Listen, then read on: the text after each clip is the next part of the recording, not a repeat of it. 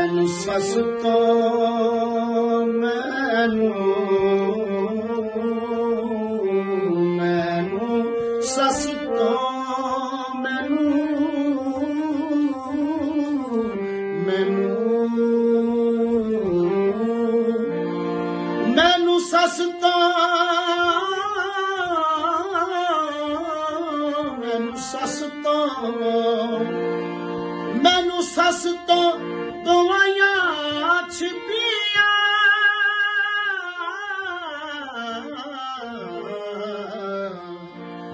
मैनू सस तो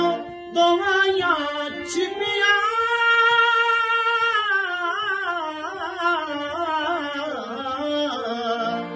डोल वे तू कादा डोल वे बाबा सोता कादा डोल वे जी बाबा जी। अस्सलाम वालेकुम। देखो ये बिल्कुल साड़ी पुरानी तहजीब का एक हिस्सा है कि सस तो दोनिया छिबियां छिबियां ए हाथ उंगलां कट्ठियां करके दो तीन या चार ये अगले दे जड़ियां सस्सां सी या कोई भी दूसरे वो मुंह च या गल च इस तरह या किसी जगह इस तरह मार देंदे सी गाली भी होंदी सी हिदायत भी सजा भी होंदी सी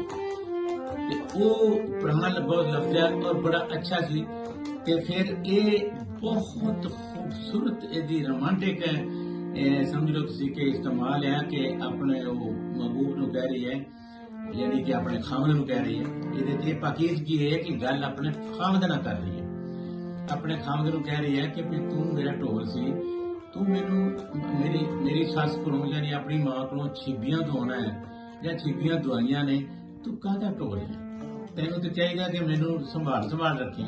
ते तू छिबियां दवाउण डे उल्टा ते फिर वो कहती है कि भाई ढोल वे तू काहदा ढोल वे ये बड़ा ही तुसी कह सकते हो बड़ा ही पुराना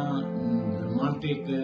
ते बड़ा प्यारा लफ्ज है इनू तुसी कह सकते हो कला रोमांटिक नहीं कह सकते इनू तहजीब का साडी रहतल का एक बहुत खूबसूरत हिस्सा है सोहना हिस्सा जिहड़ा मिटता जाता है ये अल्फाज इंशाअल्लाह दोबारा इस अल्फाज महफूज रहेगा तो इंशाअल्लाह अमर होगा। Thank you.